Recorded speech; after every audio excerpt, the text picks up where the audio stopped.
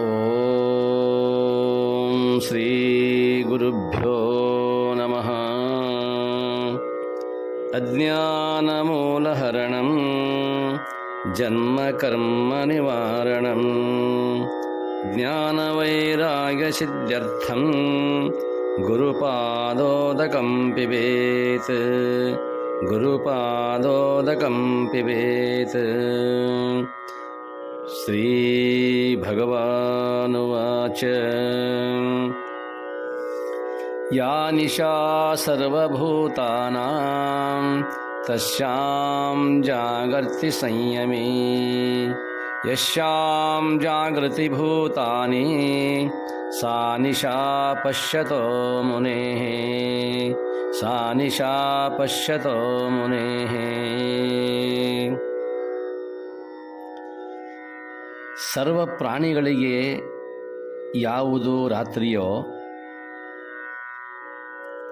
ಅದರಲ್ಲಿ ಸಂಯಮಶೀಲ ಯೋಗಿಯು ಎಚ್ಚರಿರುತ್ತಾನೆ. ಅಂದರೆ ಜ್ಞಾನಿಯು ರಾತ್ರಿಯಲ್ಲಿ ಎಚ್ಚರಿರುತ್ತಾನೆ. ಯಾವುದರಲ್ಲಿ ಪ್ರಾಣಿಗಳು ಎಚ್ಚರಿರುತ್ತವೆಯೋ ಆತ್ಮದರ್ಶಿಯಾದ ಆ ಮುನಿಗೆ ಅದು ರಾತ್ರಿಯಾಗಿರುತ್ತದೆ. ಪ್ರಾಣಿಗಳು ಎಚ್ಚರಿರುವಾಗ ಜ್ಞಾನಿಯು ರಾತ್ರಿಯನ್ನು ಅನುಭವಿಸುತ್ತಾನೆ.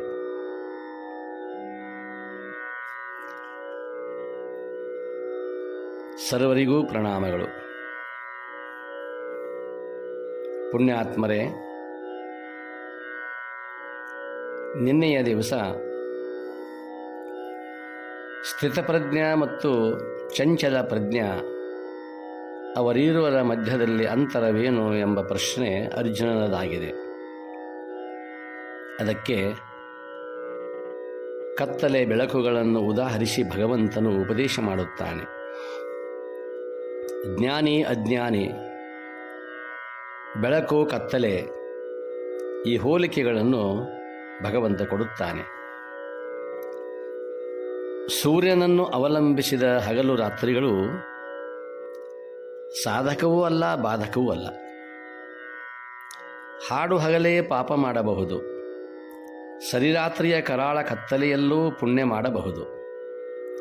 ಪಾಪ ಪುಣ್ಯ ಕ್ರಿಯೆಗಳಿಗೆ ಹಗಲು ರಾತ್ರಿಗಳಿಗೆ ಯಾವ ಸಂಬಂಧವೂ ಇಲ್ಲ. ಆದುದರಿಂದ ರಾತ್ರಿ ಜಾಗರಣ ಮಾಡುವವರು ಯೋಗಿಗಳೆಂದಾಗಲಿ, ಹಗಲು ಜಾಗರಣವಿರುವವರು ಭೋಗಿಗಳೆಂದಾಗಲಿ ಹೇಳಲಿಕ್ಕೆ ಆಗದು. ಅದು ಸರಿಯೂ ಅಲ್ಲ. ಹಾಗಾದರೆ ನಿಜವಾದ ಹಗಲು ರಾತ್ರಿಗಳು ಯಾವುವು? ಆತ್ಮಸ್ವರೂಪ ಅಖಂಡ ಜ್ಞಾನ ಪ್ರಕಾಶವು ಹಗಲು. ಆತ್ಮಸ್ವರೂಪವನ್ನು ಮರೆಮಾಚಿಸುವ ಅಜ್ಞಾನ ಅಂಧಕಾರವು ಅದು ರಾತ್ರಿ. ಹಗಲು ಆತ್ಮದರ್ಶನ, ರಾತ್ರಿ ಸಂಸಾರ ದರ್ಶನ. ಇಲ್ಲಿ ಹಗಲೆಂದರೆ ಬೆಳಕು, ಬರೀ ಆತ್ಮಜ್ಞಾನ. ರಾತ್ರಿ ಎಂದರೆ ಅಜ್ಞಾನ, ಸಂಸಾರ ದರ್ಶನ. ಹಗಲಿನಲ್ಲಿ ಸಂಸಾರ ಕಾಣಿಸದು, ರಾತ್ರಿಯಲ್ಲಿ ಆತ್ಮನು ಕಾಣಿಸಲಾರ. ಸಂಸಾರವನ್ನು ಕಾಣುವವರು ನಿಶಾಚರರು, ಆತ್ಮದರ್ಶಿಗಳು ದೇವತೆಗಳು. ಇಲ್ಲಿ ಆತ್ಮವಿದ್ಯಾರೂಪ ಹಗಲು, ಆತ್ಮನ ಆವರಕವಾಗಿರುವಂಥ ಅವಿದ್ಯಾರೂಪ ರಾತ್ರಿ. ಎರಡು ವಿಷಯಗಳು, ಒಂದು ವಿದ್ಯೆ, ಒಂದು ಅವಿದ್ಯೆ. ವಿದ್ಯಾ ಎನ್ನುವುದು ಹಗಲು, ಅವಿದ್ಯಾ ಎಂಬುದು ರಾತ್ರಿ. ಈ ಅವಿದ್ಯೆಯೇ ವಿಶ್ವದ ಜನನಿಯಾಗಿದ್ದಾಳೆ. ಎಲ್ಲ ಕಡೆಗೂ ಅವಿದ್ಯಾ ಎನ್ನುವಂಥದ್ದು ವ್ಯಾಪಕವಾಗಿ ಬಿಟ್ಟಿದೆ. ಇದು ಜೀವಭಾವನೆಯ ಮಾತೆಯಾಗಿರುವುದು. ಜಗತ್ತು, ಜೀವರು, ಕರ್ಮಸಿದ್ಧಾಂತ, ಬಂಧನ ಇತ್ಯಾದಿ ಸಂಸಾರಿಕ ಕಲ್ಪನೆಗಳೆಲ್ಲವೂ ಕೂಡ ಅವಿದ್ಯಾಗರ್ಭದಿಂದಲೇ ಹೊರಬಂದಿವೆ. ಇದು ಅಜ್ಞಾನ ಮೂಲವಾದದ್ದು. ಈ ಅವಿದ್ಯೆಯ ರೂಪಗಳು 5 ಎಂಬುದಾಗಿ ವರ್ಣಿಸುತ್ತಾರೆ. ಯಾವ್ಯಾವುವು 5 ರೂಪಗಳು? ಮೊದಲನೆಯದಾಗಿ ತಮಸ್ಸು, ತಮ. ಅವಿದ್ಯೆಯು ತಮರೂಪದಿಂದ ಜೀವಚೇತನವನ್ನು ಮುಚ್ಚಿ ಹಾಕಿ ಪ್ರಾಕೃತಿಕ ತತ್ವಪುಂಜವಾದ ದೇಹವೇ ತಾನು, ದೇಹ ಭಿನ್ನ ಆತ್ಮವಿಲ್ಲ ಎಂಬ ಭಾವ ಹುಟ್ಟಿಸುವುದು ಇದು ತಮಸ್ಸು. ಎರಡನೆಯದು ಮೋಹ. ಇದು ಅವಿದ್ಯೆಯ ಎರಡನೆಯ ರೂಪ. ಗುರು ಹಾಗೂ ಶಾಸ್ತ್ರ ಶ್ರವಣ ಮನನ ನಿಧಿಧ್ಯಾಸಗಳನ್ನು ಆಚರಿಸಿ ಅಪರೋಕ್ಷ ಜ್ಞಾನ ಮಾಡಿಕೊಂಡೇವೆಂದು ಧೈರ್ಯದಿಂದ ಸಾರುವ ಧೀರರನ್ನೇ ಮುಸುಕಿ ಬಿಡುವ ಸಾಮರ್ಥ್ಯ ಈ ಮೋಹಕ್ಕಿದೆ. ಮಹಾ ತಪಸ್ವಿಗಳ ಎದುರು ಅಣಿಮ ಗರಿಮ ಲಘಿಮ ಮಹಿಮ ಪ್ರಾಕಾಮ್ಯ ಪ್ರಾಪ್ಯ ವಶತ್ವ ಈಶತ್ವ ಎಂಬ 8 ಮಹಾನ್ ಸಿದ್ಧಿಗಳು, ಅಷ್ಟಮಹಾಸಿದ್ಧಿಗಳು ತೋರಿ ಇವು ಮರುಳು ಮಾಡುವುದು. ತಪಸ್ವಿಗಳು ಪಾರಮಾರ್ಥ ಸಾಧನೆಯನ್ನು ಮರೆತು ಜನಾನುವಾಗಕರವಾಗಿರುವಂತಹ ಸಿದ್ಧಿ ವ್ಯಾಮೋಹಗಳಿಗಾಗಿ ಆತ್ಮಪಥ ಭ್ರಷ್ಟರಾಗುವರು. ಇದು ಮೋಹ. ಮೂರನೆಯದು ಮಹಾಮೋಹ. ಆತ್ಮನ ಭಾನವೇ ಬರದಷ್ಟು, ಅದರ ಕಲ್ಪನೆಯೇ ಬರದಷ್ಟು ಗಾಢವಾಗಿ ಆಚ್ಛಾದಿಸುವುದು ಮಹಾಮೋಹ. ಇದು ವಿಶ್ವವ್ಯಾಪಿಯಾದ ಅಂಧಕಾರ, ಎಲ್ಲರಿಗೂ ಕೂಡ ಕತ್ತಲೆ. ಇದರಲ್ಲಿ ಸಿಕ್ಕ ಜೀವರು ಬಲಿದ ಲೌಕಿಕರು. ಆ ಬಲಿದ ಲೌಕಿಕರಿಗೆ ಸತಿಪುತ್ರಾದಿಗಳೇ ಬ್ರಹ್ಮ. ಇದು ಮಹಾಮೋಹ. ಇನ್ನು 4ನೆಯದು ತಾಮಿಶ್ರ. ಇಹ ಪರ ಭೋಗ ವಿಷಯಗಳನ್ನು, ಅಂದರೆ ಈ ಲೋಕದ ಹಾಗೂ ಸ್ವರ್ಗಲೋಕದ ವಿಷಯಗಳನ್ನು ಕಷ್ಟಪಟ್ಟು ಗಳಿಸುವಾಗ, ಅದನ್ನು ಸಂಪಾದನೆ ಮಾಡುವಾಗ ಅಲ್ಲಿ ಸ್ಪರ್ಧೆ ನಡೆಯುತ್ತದೆ. ಅನೇಕ ಸ್ಪರ್ಧೆಗಳಿಂದ, ಪ್ರತಿಸ್ಪರ್ಧಿಗಳಿಂದ ಪ್ರತಿರೋಧ ಉಂಟಾಗುತ್ತದೆ. ಆಗ ಮನಸ್ಸಿನಲ್ಲಿ ದ್ವೇಷ ಜ್ವಾಲೆಗಳು ಏಳುತ್ತವೆ. ಈ ದ್ವೇಷ ಜನನಿಯೇ ತಾಮಿಶ್ರ. ಉದಾಹರಣೆಗಾಗಿ ನಾರದ ಹಾಗೂ ಪರ್ವತರಾಜ ಇಬ್ಬರೂ ಕಾಶಿರಾಜನ ಮಗಳ ಸೌಂದರ್ಯವನ್ನು ಕಂಡು ವಿಸ್ಮಿತರಾಗುತ್ತಾರೆ, ಮರಳರಾಗುತ್ತಾರೆ. ಆ ಇಬ್ಬರಲ್ಲೂ ಪರಸ್ಪರ ಮಾತ್ಸರ್ಯ, ಅವಳನ್ನು ನಾನು ವರಿಸಬೇಕು, ನಾನು ವರಿಸಬೇಕು ಎಂಬುದಾಗಿ. ಜೊತೆಗೆ ಮಾತ್ಸರ್ಯದ ಜೊತೆಗೆ ದ್ವೇಷ. ಕಡೆಗೆ ಇಬ್ಬರೂ ತಪಶ್ಚರ್ಯಕ್ಕೆ ಕುಳಿತರು. ಅದೇ ಅವರ ಸಾಧನೆ. ತಪಸ್ವಿಗೆ ಕುಳಿತಾಗ ಬೇರೆ ಬೇರೆ ಸ್ಥಾನಗಳಲ್ಲಿ ಕುಳಿತಿರುತ್ತಾರೆ. ಪರಮಾತ್ಮನು ಮೊದಲು ನಾರದ ಮಹರ್ಷಿಗೆ ಕಾಣಿಸಿಕೊಳ್ಳುತ್ತಾನೆ. ನಾರದ ಮಹರ್ಷಿಯನ್ನು ಕೇಳಿದಾಗ ನನ್ನ ಅಭಿಷ್ಟ ಏನೆಂದು ಕೇಳಿದ ಪರಮಾತ್ಮ. ಮಹಾದೇವ, ಕಾಶಿರಾಜನ ಮಗಳ ಸ್ವಯಂವರ ನಡೆಯಲಿದೆ. ಆ ಕಾಲಕ್ಕೆ ರಾಜಪುತ್ರಿಯ ಕಣ್ಣಿಗೆ ಆ ಪರ್ವತರಾಜ ತಪಸ್ಸಿಗೆ ಕುಳಿತಿದ್ದಾನಲ್ಲ, ಆ ರಾಜನ ಮುಖ ಕರಡಿಯಂತೆ ಅವಳಿಗೆ ಕಾಣುವಂತಾಗಬೇಕು. ಇದು ಬೇಡುವ ವರ. ಯಾರು? ನಾರದ ಮಹರ್ಷಿ ಬೇಡುವ ವರ. ಪರಮಾತ್ಮನೇನು ಬೋಳಾಶಂಕರ ತಥಾಸ್ತು ಎಂದ. ನಂತರ ಶಿವನು ಪರ್ವತರಾಜನಿಗೆ ಪ್ರತ್ಯಕ್ಷನಾದ. ಅಲ್ಲಿಯೂ ಹೋದ. ಅವನು ತಪಸ್ವಿ ಅಲ್ಲವೇ? ಅವನ ಅಭೀಷ್ಟವನ್ನು ಕೇಳಿದ. ಅದಕ್ಕೆ ಪರ್ವತರಾಜ ಕೇಳಿಕೊಳ್ಳುತ್ತಾನೆ, ದೇವ ಜಗತ್ಪತಿಯೇ, ಕಾಶಿರಾಜನ ಮಗಳಿಗೆ ನಾರದನ ಮುಖ ಮಂಗನಂತೆ ಕಾಣಲಿ. ಇಲ್ಲಿ ಪ್ರತಿಸ್ಪರ್ಧೆ ಇದೆ, ದ್ವೇಷ ಇದೆ, ಮತ್ಸರ ಇದೆ. ಅವುಗಳನ್ನೇ ನೆಲೆಯನ್ನಾಗಿರಿಸಿಕೊಂಡು, ಆಧಾರವನ್ನಾಗಿರಿಸಿಕೊಂಡು ತಪಸ್ವಿಗೆ ಕುಳಿತಿದ್ದಾರೆ. ಅವಳು ಒಲಿಯಬೇಕೆಂದಲ್ಲ, ಅವನು ಕರಡಿಯಂತೆ ಕಾಣಬೇಕು, ಇವನು ಮಂಗನಂತೆ ಕಾಣಬೇಕು. ಅದಕ್ಕೂ ತಥಾಸ್ತು ಎಂದ ಪರ್ವತರಾಜನಿಗೆ. ಇತ್ತ ಸ್ವಯಂವರಕ್ಕೆ ಹೋದ ನಾರದ ಪರ್ವತರಾಜರ ಅವರ ಈರುವರ ಮುಖಗಳನ್ನು, ವಿಕೃತ ಮುಖಗಳನ್ನು ಕಂಡು ರಾಜಪುತ್ರಿ ಅಸಹ್ಯಪಟ್ಟು ನಗುತ್ತಾಳೆ.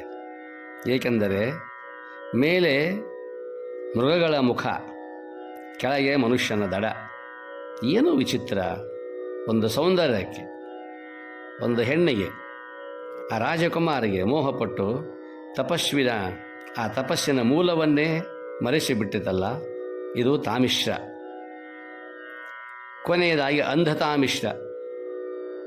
ದೊರೆತ ಸಿದ್ಧಿಗಳು ಕಲ್ಪಾಂತ್ಯದಲ್ಲಿ ಕೈಬಿಟ್ಟು ಹೋಗುವವಲ್ಲ. ಅಂದರೆ ನಾನು ಗಳಿಸಿದ ಸಂಪತ್ತು ನನ್ನ ಕೈ ಬಿಟ್ಟು ಹೋಗುತ್ತದೆಯೋನೋ ಎಂಬ ಭಯ ಹೇಗೆ ಸಂಸಾರಿಕರಿಗೆ ಇರುತ್ತದೆಯೋ ಪ್ರಾಪಂಚಿಕನಿಗೆ, ಹಾಗೆ ಇಲ್ಲಿ ನಾನು ಮಾಡಿರ್ತಕ್ಕಂಥ ತಪಸ್ಸು ಇದು ನನ್ನ ಕೈ ಬಿಟ್ಟು ಹೋದೀತಲ್ಲ ಎಂಬ ಕಳವಳ ಏನು ಉಂಟಾಗುತ್ತದೆಯೋ ಅದೊಂದು ತರಹದ ಕತ್ತಲೆ, ಅಂಧತಾಮಿಶ್ರ. ಹೀಗೆ ಪರ್ವತದ ತುದಿಯ ಮೇಲಿರುವ ಬಂಡೆ ಆಯ ತಪ್ಪಿತೆಂದು ಕೆಳಗೆ ಬಿದ್ದರೆ ಕೆಳಗಿನ ಆಳವಾದ ಕೊಳ್ಳದತ್ತ ರಭಸದಿಂದ ಉರುಳಿ ಹೋಗುತ್ತದೆ ಆ ಬಂಡೆ. ಹಾಗೆಯೇ ಅವಿದ್ಯಾಂಧಕಾರದಲ್ಲಿ ಕಾಲಿಟ್ಟ ಜೀವ ಆತ್ಮಶಿಖರದಿಂದ ತಲೆ ಕೆಳಗಾಗಿ ಉರುಳಿ ಬೀಳುತ್ತಾನೆ. ತಮಸ್ಸು, ಮೋಹ, ಮಹಾಮೋಹ, ತಾಮಿಶ್ರ, ಅಂಧತಾಮಿಶ್ರ ಎಂಬ ಉತ್ತರೋತ್ತರ ಗಾಢಾಂಧಕಾರದ ಕಂದರಗಳಲ್ಲಿ ಕ್ಷಣ ಕ್ಷಣಕ್ಕೂ ವರ್ಧಿಸುವ ವೇಗದಿಂದ ನುಗ್ಗಿ ಪತನ ಹೊಂದಿ ವಿನಾಶದ ಆ ಕೊಳ್ಳವನ್ನು ಸೇರುತ್ತಾನೆ. ಪತನ ಹೊಂದುವ ಇಂಥ ಜೀವರೇ ನಿಶಾಚರರು. ಇವರಿಗೆ ನಿಶಾಚರರು ಎನ್ನುತ್ತಾರೆ. ಕತ್ತಲೆಯಲ್ಲಿ ಮುಳುಗಿದರು. ವಿಶ್ವದ ತುಂಬಿದ ಆತ್ಮಪ್ರಕಾಶದ ಕಿಂಚಿತ್ ಭಾನವೂ ಕೂಡ ಇವರಿಗಿಲ್ಲವಲ್ಲ. ಇವರು ಜಾತಿ ಧರ್ಮಗಳ ವಿವಿಧ ಸಿದ್ಧಾಂತಗಳ ಭೇದ ಬಲೆಗೆ ಸಿಲುಕಿದ್ದಾರೆ. ನಿಚ್ಚಳವಾದ ಆತ್ಮಸೂರ್ಯನ ದಿವ್ಯ ಬೆಳಕಿನಲ್ಲಿಯೇ ಅದರ ತೆಲೆ ಮಾತ್ರವೂ ಭಾನವಿಲ್ಲದೆ ಮಲಗಿದ್ದಾರೆ. ಇವರನ್ನು ಅವಿದ್ಯೆಯು ಹಾಸಿ ಹೊಚ್ಚಿ ಮಲಗಿಸಿದೆ.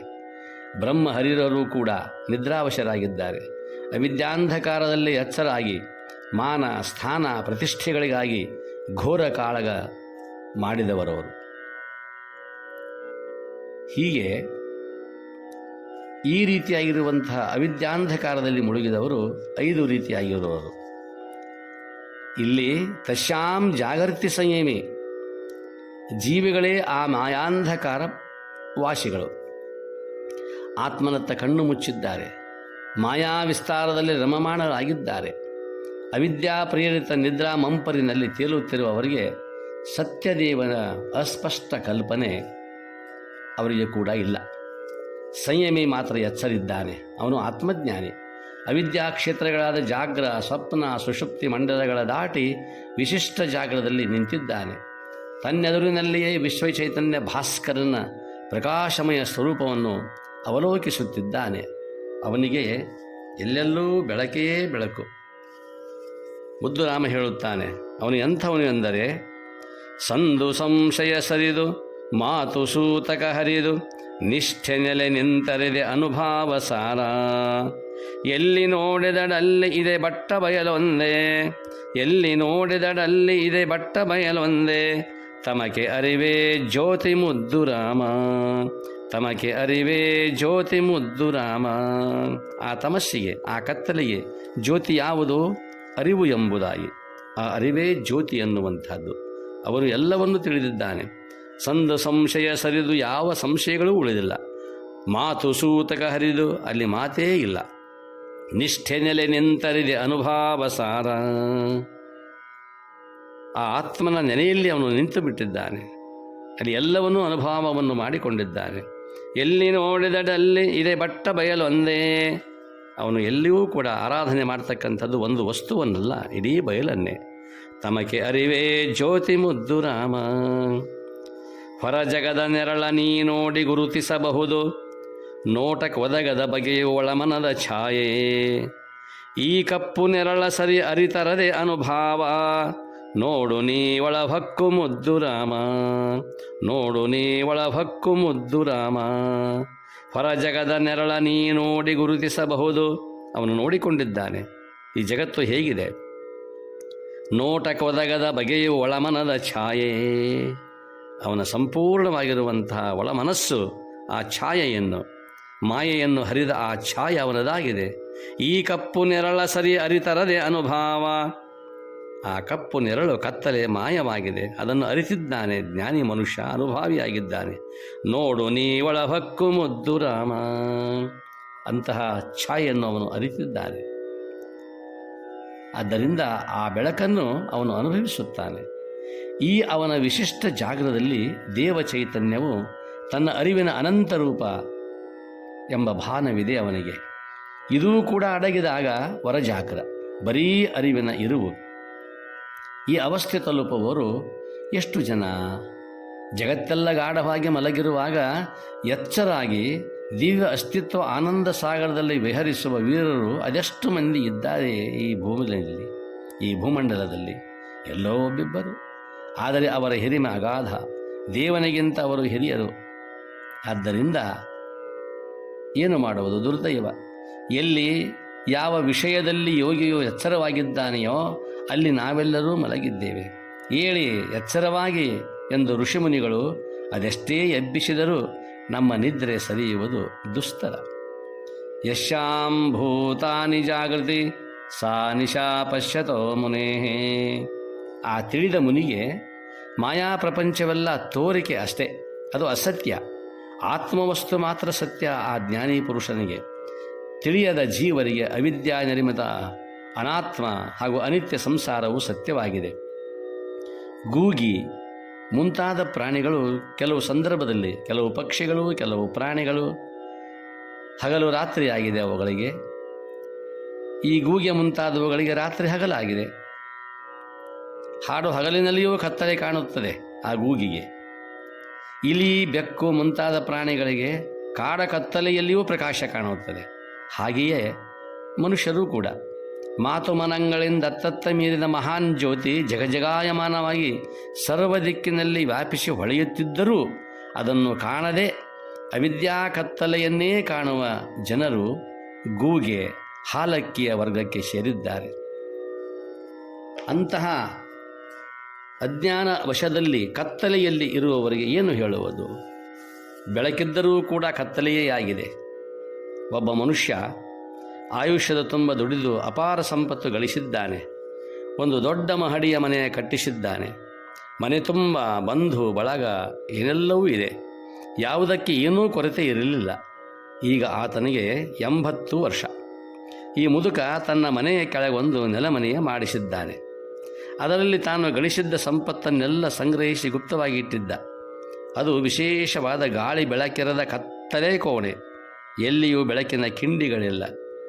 ಒಂದು ಕಣವೂ ಮಾತ್ರ, ಒಂದು ಕಿರಣವೂ ಮಾತ್ರ ಗೋಚರಿಸದಂತಹ ಕತ್ತಲೆಯ ಕೋಣೆ ನೆಲಮಾಳಿಗೆ. ಅಲ್ಲೊಂದು ಮೇಣದ ಬತ್ತಿ, ಕಡ್ಡಿಪೆಟ್ಟಿಗೆಯನ್ನು ಇಟ್ಟಿದ್ದಾನೆ. ತನಗೆ ಸಂಪತ್ತನ್ನು ನೋಡುವ ಆಸೆ ಆದಾಗ ಯಾರಿಗೂ ಹೇಳದೆ ಒಬ್ಬನೇ ಬಂದು ನೋಡಿಕೊಂಡು ಹೋಗುತ್ತಿದ್ದ ಆ 80 ವರ್ಷದ ಮುದುಕ. ಒಂದು ದಿನ ಮಧ್ಯರಾತ್ರಿ ಮುದುಕನಿಗೆ ಎಚ್ಚರವಾಯಿತು. ಮೋಹದ ನಿಧಿಯ ನೋಡುವ ಅಪೇಕ್ಷೆಯಾಯಿತು. ಎದ್ದ. ಮನೆಯವರೆಲ್ಲ ಮಲಗಿದ್ದಾರೆ. ನೋಡಿ, ಈತ ಎದ್ದಿದ್ದಾನೆ, ಅವರು ಮಲಗಿದ್ದಾರೆ.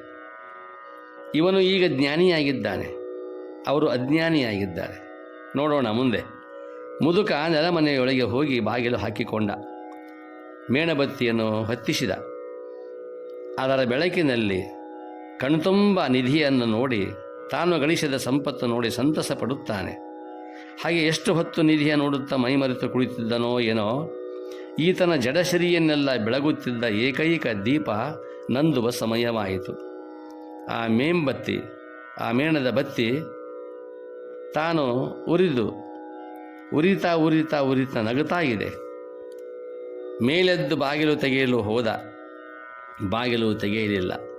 ಅದೇಕೋ ಬಾಗಿಲು ಭದ್ರವಾಗಿ ಮುಚ್ಚಿಕೊಂಡಿತ್ತು. ಮತ್ತೆ ಪ್ರಯತ್ನ ಮಾಡುತ್ತಾನೆ.